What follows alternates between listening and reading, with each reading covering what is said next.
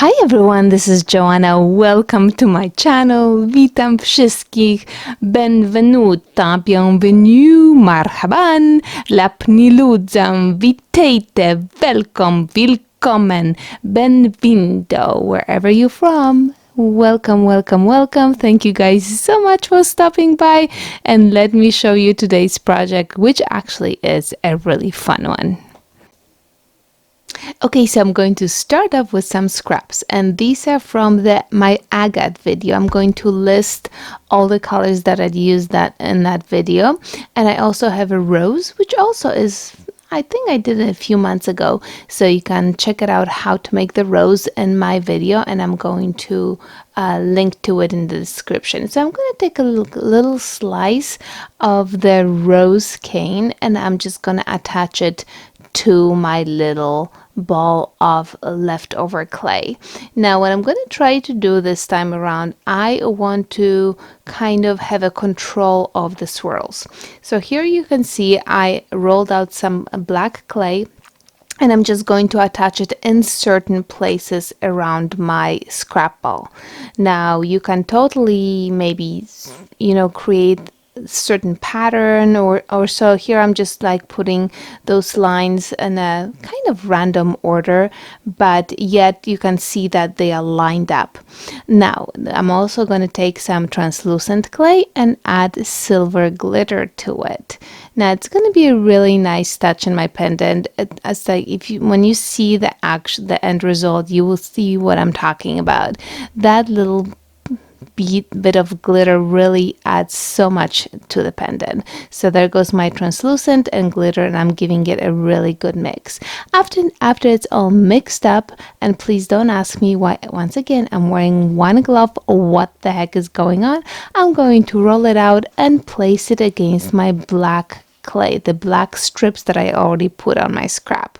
Now I had this image of the black and the silver kind of rolling together, and it really came out very, very nice. But once again, this technique is going to allow you to really control the outcome of your swirls, because you can make this swirl pendant just with scraps. You don't have to do anything else to it like I'm doing it right now. Now I'm going to give it a nice roll so that everything is sticking together, and I'm going to start rolling, and I love, love, love doing that. That's my favorite part. Well, actually, it will be my favorite. It should be my favorite part, because that's the main part of the whole pendant. Anyways, I'm using clear block for my clear stamps, and that way you can see those swirls creating. So you can see I'm just doing a little motion, and you have to practice it. I know sometimes it's kind of a pain in the butt, but just take regular scrap clay, don't do anything else to it, just run it, turn it into a ball, and look at that. If you're gonna continue doing that, you're gonna start getting really, really beautiful swirls. Now what I wanted to do with adding all that additional clay to the top of my swirls is because I wanted to try if I could control it, and you totally have control of your swirls. And now I have a gazillion other ideas that I want to implement into this technique, and you can totally do it. But look at that, we have this awesome swirl going. Now the pendant is going to look a little bit different right now, because the white that you see is actually not white, it's translucent and glitter, and that's going to really change the way the pendant looks.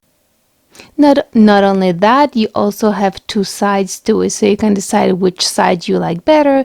You can probably just cut it in half, which I have done that, but you can, when you have that clear block, look how awesome this swirl is coming together. It's like the clay is pulling. It's very, very satisfying. Just go and grab just scraps. Don't worry about any canes, any rolls like I was doing. Just get a scrap of clay, and that has different colors in it, because you do want to have different colors in it, especially you want the lights and the darks, because you do want to see the movement of the swirl. It is just so fun. And now I've made quite a few pendants with my swirl technique in the past, but this one, well, I don't know, I really am totally digging it. I think that it's the colors, you know. Once again, the blues and the greens. I'm just such a sucker for it. But look how nicely this is all coming together. So of course here I can decide which side I like better, which is always like the most important decision, because I usually like both sides and it's really, really annoying. Because I don't know what to do. But right now I'm going to roll it out a little bit thinner. Now I want to keep the way the pendant looks. So you can't just roll it out one way because it's not going to stay circular. I want to keep it circular. So make sure that if you're going to give one roll up and down, make sure that you compensate it and roll side to side as well, so that that swirl is not disturbed. And yes, I am going to be using a heart cutout for it, so I really want to make sure that it is as perfectly round as I can possibly get it. You know, there's really nothing much to this technique. There really isn't. You can just take any clay that you have and start playing with it. But it's really, really satisfying when it comes to life. And I have used those infinity dies before, and I'm going to use the third heart from the bottom size-wise. And basically, I'm just going to place it on my clay. And of course, it's going to take me forever to figure out where I want it, but I finally decided where it should go. Now with those infinity dies, you have that metal ring on the outside that is pretty thick, so that's going to give me a really nice frame. Now let's just cut the shape first, and X-Acto knife is perfect for it, and I love cutting clay with X-Acto knife. I don't know what it is about it, but it's just a very satisfying thing. I love it.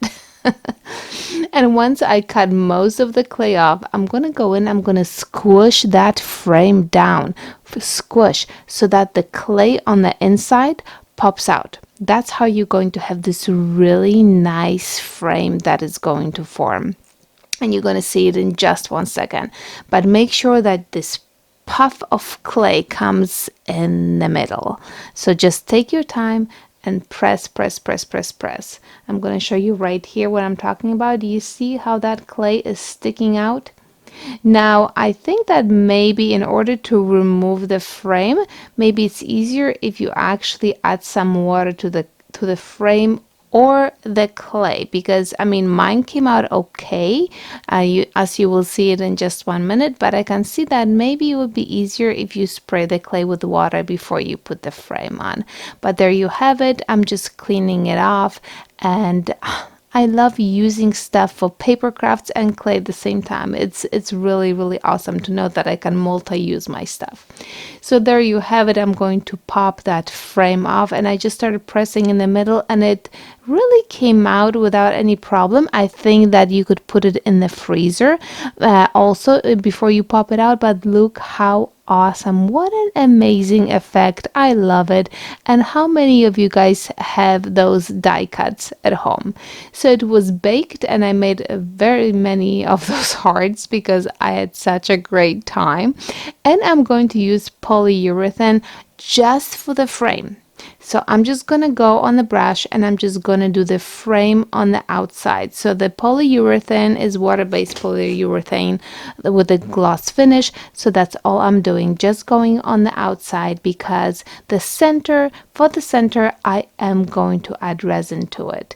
And this is what I'm doing. And now, this is really, you have to control yourself, because you don't want that resin to run down onto your frame. So you really don't need much resin in order to get that nice pop of glitter and the metallics that are in there.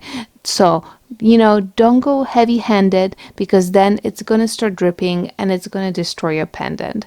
So the frame is with polyurethane and gloss, and now the resin is going to go on top in the middle to bring those beautiful, beautiful colors and beautiful shine and shimmer, and your pendant is going to be ready. Well, what do you guys think? I think it came out so nice. I am so in love with it, and I love the simplicity of it. The whole technique is just fun. So guys, try to make it. Let me know how it goes, and if you have any questions, Leave the questions in the description. Otherwise, till next time, my friends. Ta-ta!